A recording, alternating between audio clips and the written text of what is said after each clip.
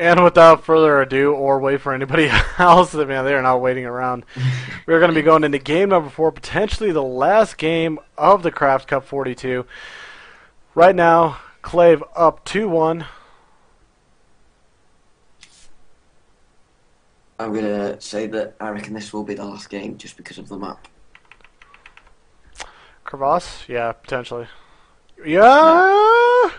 Yeah, I'm not going to jump to conclusions like you are. You're confident, you're a gambler. I bet you hit the poker tables and the craps tables pretty hard. Point aside, wait and see. Now again, Slivko hasn't shown exactly the most creative of abilities, or really the cheesiest. Bar none, whatever. Fine. But at the same time, this map, I've seen Zergs actually be able to take advantage of the fact that there's not a natural exactly, it's just the fact that there's just a front of the main base. Now, pretty much what I mean by this is, looking at the main, you look at the main base right there, kind of in the front, for the Protoss player for Clave. We need to introduce him too later, but mass banelings and lings. Why not? I've seen, Yeah. if you could take out these rocks and get a little more surface area, if they can't get those force fields down in time, those banelings could just roll right through the middle of pylons and cannons and crap like that, and then just pretty much let a whole stream of lings in, and I mean, could get into your mineral line, could ruin everything in the world for you. So, but again, we will see. So, starting off at the bottom left of this map is our teal Zerg. I'm about to absolutely mess up every last word of that sentence. Slivko. His opponent at the bottom right side, NrSClavie, who's up 2-1. So it should be definitely interesting to see what we do. We see, oh, look at that, Slivko actually taking a hatch before the spawning pool. Here we go. We actually might have something new happening. And I mean, who knows? I mean, it could be a 2-base baneling all in potentially. Especially when players with the mentality they get a little behind, man, sometimes they'll do something cheesy just to get back into the game. Nexus first. Yep. Clay with the Nexus first, and makes me sad sometimes. But again, he is scouting. He sees that there's no spawning pool, just that went down, so he's safe for a little while. Other than that, yeah, I don't know. For those that are watching the game, this is a kind of a newer map, not the newest, but a newer map used by GSL. It's called Crevasse. As you see, 4 Exilnaga Towers. It's actually a pretty damn huge map. Looking inside the main base is pretty damn big, surface area wise. Going up into the natural is, oh, poor little probe. Oh, it didn't get picked off. Looking in the natural, you only have one gas because it's a completely closed off natural. Looking at the third, pretty standard, kind of on the outside of the base. See the main ramp, there are rocks in the way. Fourth bases have just one gas, and that's pretty much it that has to do with the map in its own. Pylon, has that got taken down? No, it has not. He's just going to leave that be. At the same time, you can't really worry about a pylon when somebody's like forge fast expanding. Doesn't even have a cybernetics core down. There's no way they could warp in units anyways. So let that pylon be there. Let your lings eventually get over there and kill it. That's pretty much, that's that.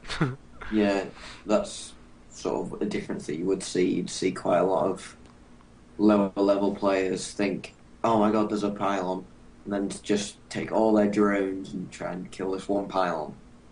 As where Slivko's just taken one Zergling to kill it because he just knows from timings that there is no way Yeah.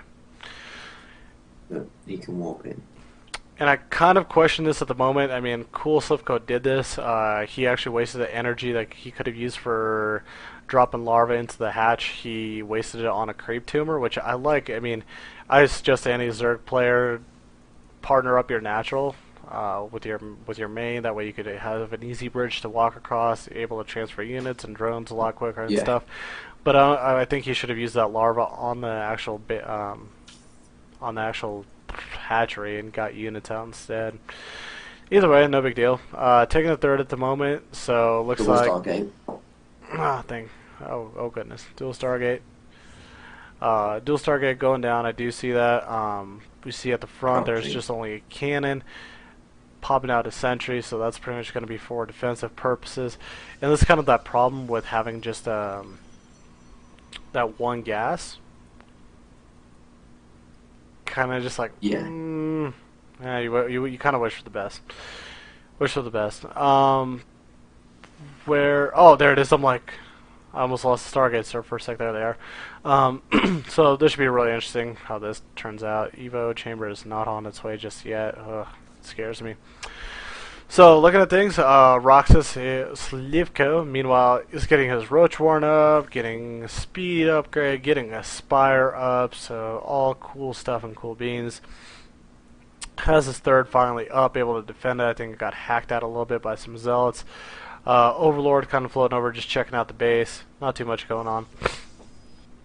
Do you think this? Do you think these two Stargates could just win him the game right then and there? I don't see an Evo Chamber and 2 Void Rays followed by 2 more Void Rays. I mean, if Chronoed out, man, got out soon in time, Yeah.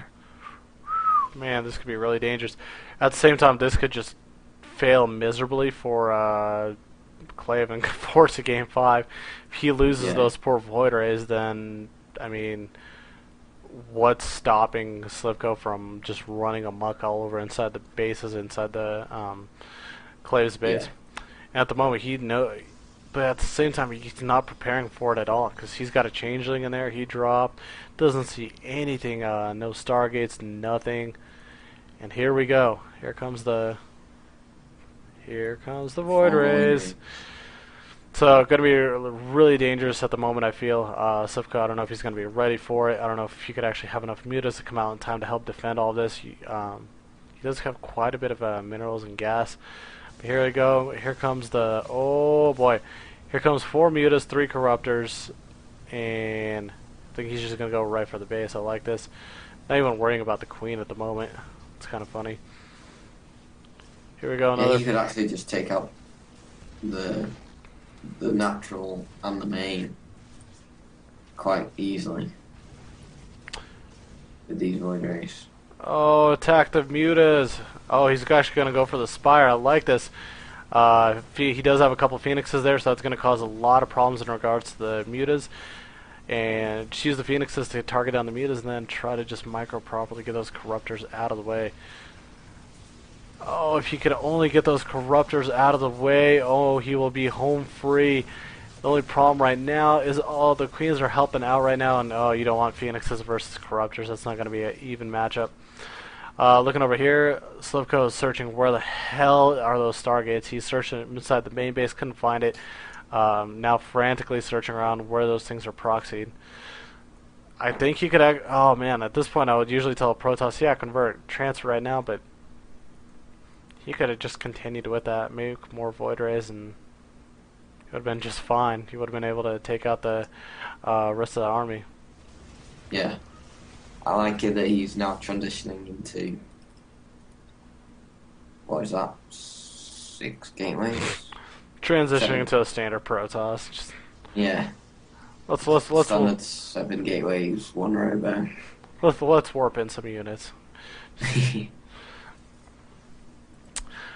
Для моих русских зрителей, приветики, приветики. Вот это Craftcup номер 42. Мы сейчас сидим в 4-й игру. Впереди сейчас Клейв, это Протос, впереди Сливко 2-1. Значит, если Клейв выиграет вот эту игру, он будет чемпион. И вот, я думаю, финально... О, нашел! Бедный гейты, старгейты. Клейв потеряет вот этих очень легко. Мы сейчас смотрим, у него хорошие юниты, у него есть чуть-чуть коррупторы, у него есть хайдрас, есть рочес, у него он много, честно, не потерял. Мы видели, как это вот эти водеры, сразу они убили вот этого хачери. Вот здесь тоже спайра могли убить. Ну, в всяком случае, так плохо ему не сделал это в жизнь.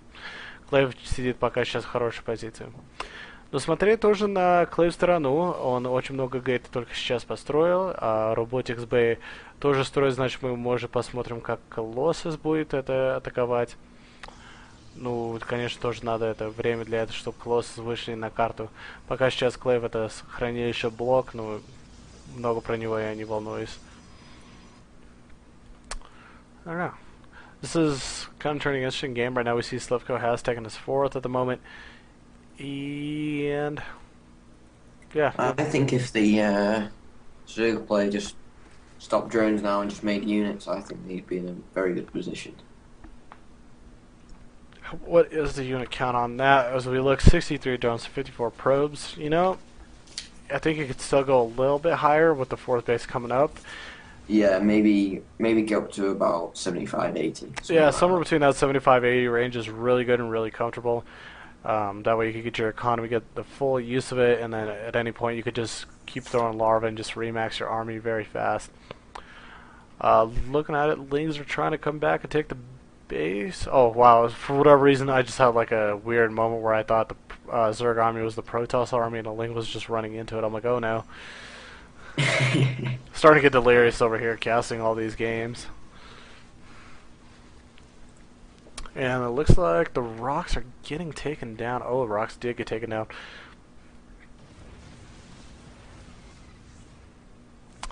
And we might have an engagement, you know, to settle the game right here. Colossus is not out. Oh, Colossus is out right now. But there are Corruptors out on the field. Attack upgrade number 2 on the way. Missile attacks for Slivko on the way too. What I'm liking right now, Slivko is practically maxed out right now, almost 200 to 200. Meanwhile, Clave is still working his way up, trying to recover from the Stargate opener that he had. Yeah, I don't think it did enough damage that he would have wanted it to do. And I like the composition. I'm starting to get a better understanding of it right now for the Zerg at least.